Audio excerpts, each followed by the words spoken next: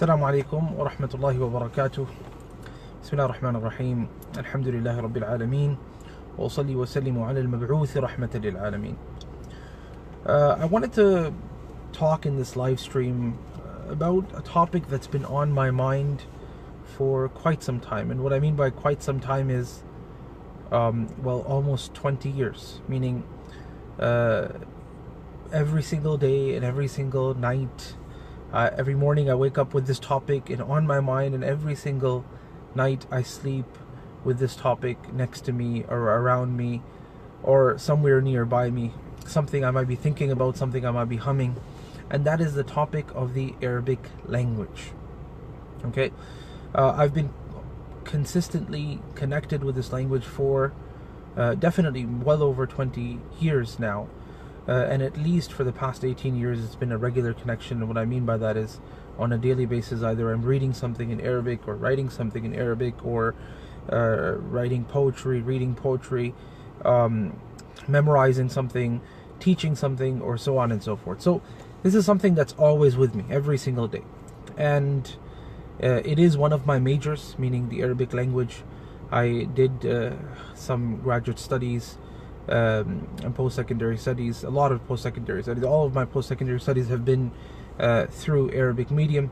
So definitely this is something that I am regularly engaged in, and that is the Arabic language. I mean, in the past, the thing is, in the past, we had children at a very young age. They would learn the Arabic language from day one. And what I mean by that is they would have these Kutab schools where children would go and they would learn the alphabet, and after they learned the alphabet they would learn the grammar, syntax, morphology, and they would keep advancing in it, memorize the Quran also at young ages. And as Ibn Khaldun has it, some of the countries around the Muslim lands would do the Quran first and others would do the Arabic language first as well, right? So this was part and parcel of Muslim culture around the world. But today, as we are faced with many challenges around the Muslim world and within the Ummah at large, we notice that there's a very strong attempt to disconnect the Ummah from the Arabic language. You know, there's a very strong attempt to disconnect the Ummah of Muhammad sallallahu alaihi wasallam from the language which keeps it connected to its religion, right? And when I say it keeps it connected to the religion, this is exactly what Umar ibn Khattab radiyallahu ta'ala anhu had also told us. He said, تَعَلَّمُوا الْعَرَبِيَّةَ فَإِنَّهَا مِن دِينِكُمْ. Learn the Arabic language, for that is definitely from your religion. So learning the Arabic language is something that is part and parcel of our religion, our faith. And what I mean by part and parcel of our faith is, without this you're not going to actually have the full experience. You're going to be a Muslim, inshallah. You're going to be able to pray, inshallah.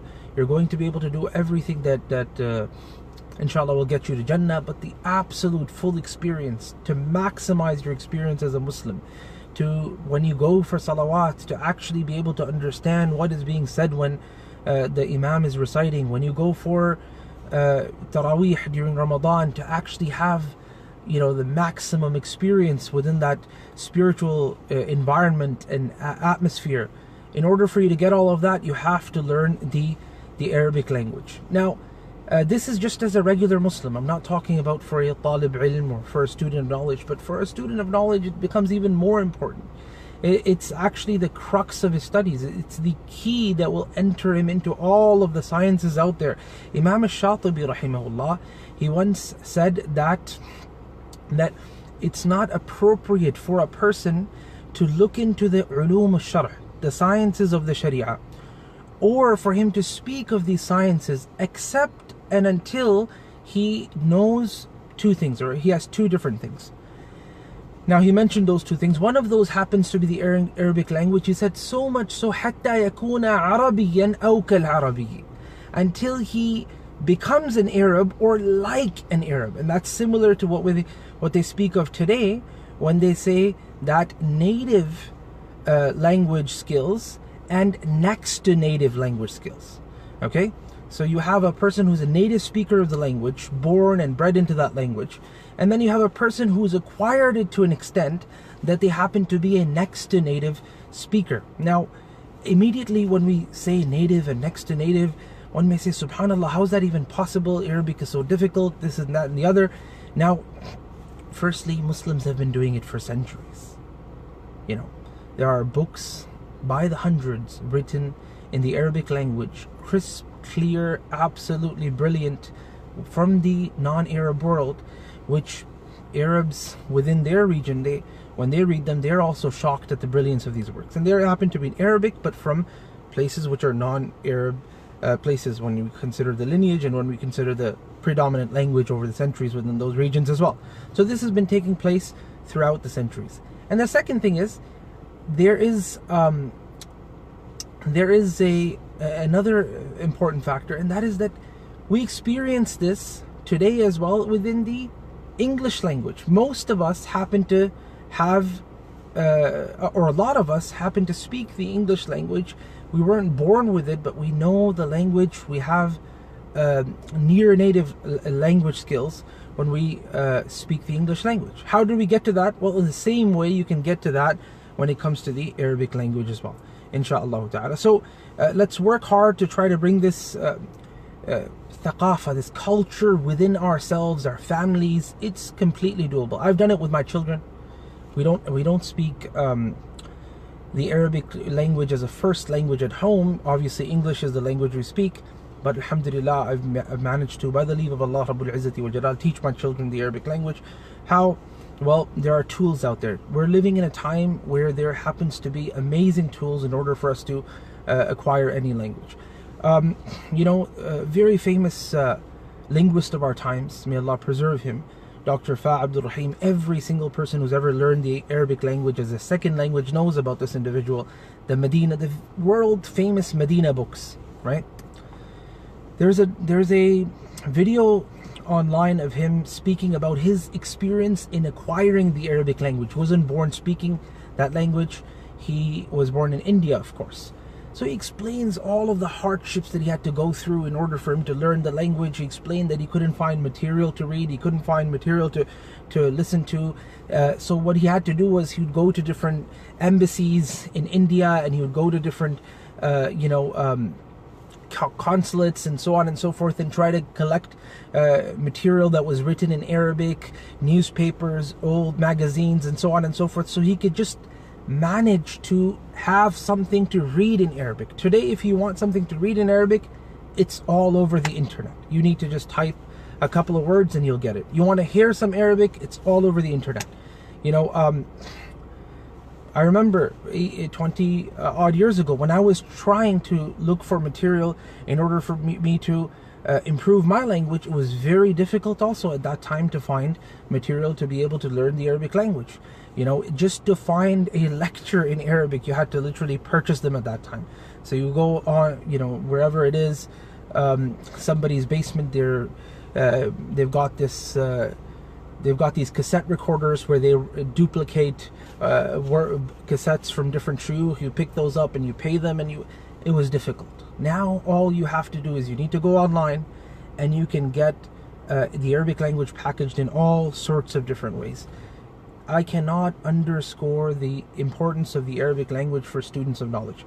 One of the things, and this is something I think I'm revealing for the first time in my life, wallahu a'lam, maybe I revealed it sometime in the past as well, I don't recall, but one of the unique experiences that I had in my life, bihamdillahi ta'ala, was for about a decade, just under 10 years. I spent that much time working as someone who would do a review from a Shari'i angle of material. Okay, what does that mean? Written material, audio, video, so on and so forth. So I would review it from a Shari'i angle, from an Islamic perspective, to ensure that this happens to be correct and authentic and accurate, and so on and so forth. So because of that, I read and heard, literally heard at least thousands of hours of material, okay, video especially.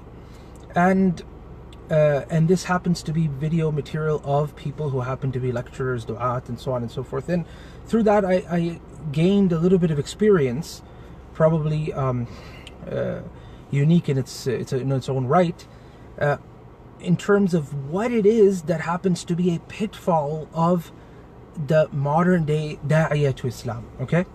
And I noticed that one of the main pitfalls that is concurrent and that happens to be across the board is the Arabic language.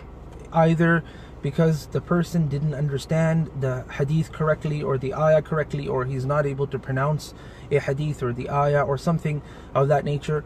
And that's really sad that if this is the state that happens to be of the du'at of the ummah. Now, of course, I'm not saying all of the du'at, but I'm saying over the thousands of hours I spent doing this, I definitely came across ample examples, and I have them off the top of my head. I can give you some as well in that way. And that's why Imam al-Shafi'i, he used to say that I'm never asked of any issue. I'm never asked of any issue except that I answer that issue based on the principles, qawa'id of an-nahu, of grammar, okay? So Imam al-Shafi'i is not asked a question of fiqh except that he answers it with one of the principles of nahu. Okay, so what does that mean? That means that normally it is the principles of nahu that he needs to, grammar and language in general, that he needs to employ to be able to deduce a ruling from the book of Allah, Rabbul Izzati wal Jalal, and also from the Sunnah to Rasulullah sallallahu alaihi wasallam. And that's not just Imam al-Shafi'i alone, also a famous linguist by the name of al-Jarmi. Okay, if anyone's heard of Sharh al-Jarmi, so this is that Jarmi. He also said that for almost 30 years of my life, I have been consistently giving fatwa to people based on the book of Sibawayh. Okay, based on the book of Sibawayh. So what does that mean? Kitabu Sibawayh. Now Al-Kitab of Sibawayh is a book that was known as Kitabu Sibawayh. It's a book he's written, about 4 volumes long, on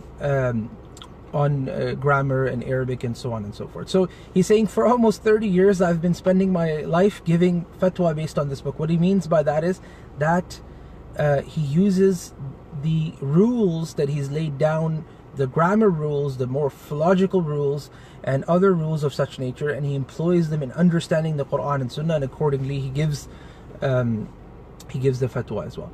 Now it looks like someone is asking, can you recommend some online courses, etc.? Look, there are a lot of sources already. I'm not necessarily here to recommend a specific course. There are a lot of courses. If there's someone listening here who has some access to different courses, you can start putting them in the comment section as well, inshallah, and that will be khair. My point here is that we need to start bringing a revival to this particular culture of the Arabic language within our lives, within our children as well. And the children, or if you haven't managed to do it for yourself as of yet, then you should do it for yourself.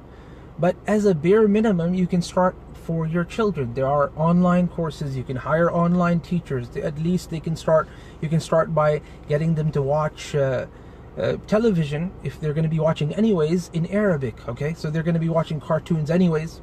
Okay, that's not the best way to spend that time, but if they're going to be watching cartoons anyways, then there's you can always get them to watch Arabic cartoons. Okay, can everybody still hear me? I heard a little bit of a noise. I don't know if my headphones have died. Okay, I think I can still hear. Hello, can you hear me? Jamil. Okay, so this is pretty much the message that I had for today. I ask Allah subhanahu wa ta'ala to grant you the tawfiq to practice and to convey, and try to bring this culture back into the lives of Muslims around the world. I mean, right now there is almost a concerted effort to try to disconnect the Ummah of Muhammad sallallahu alaihi wasallam from this language. We see it around the world. I mean, countries which were predominantly Arab, now you speak to people that are growing up, that are in their teens, in their 20s, and so on and so forth. They cannot speak Arabic properly. You see people who happen to be of Arabic lineage, they cannot write a single sentence accurately. You see people who sometimes, this is people who are educated. We're not talking about people who are uneducated. Why? Because there's a great emphasis on the Arabic language, on other English language, on Mandarin, on all of the other languages. These are also important languages, that we do conduct business within these languages, but that also does not mean that we lose focus from the language which unites the Ummah of Muhammad sallallahu alaihi wasallam, which happens to be the Arabic language. There was a point in time, okay? This is not utopia. I'm telling you of reality. There was a point in time where you could go from one corner of the Muslim world to the other corner of the Muslim world, and everybody would be able to at least communicate. Let me correct myself. Almost everybody would be able to at least communicate in one language, one united language, and that would be the Arabic language. Even people in villages would be able to there would at least be some people who were educated enough to be able to communicate with the outside world within this one unifying language, and that is the Arabic language. And it's not that hard of a language. It looks like an endeavor which is very difficult.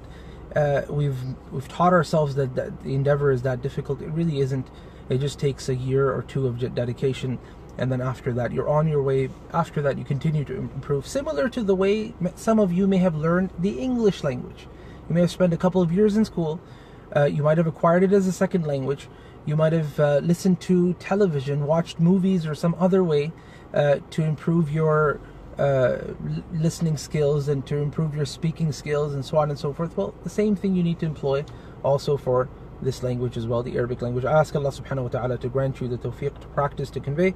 Just a short message from your brother Abdul Wahab Saleem. Take care of yourself, take care of your children, take care of your progeny by connecting them to the language of the Ummah, the Arabic language. Wassalamu alaikum wa rahmatullahi wa barakatuh.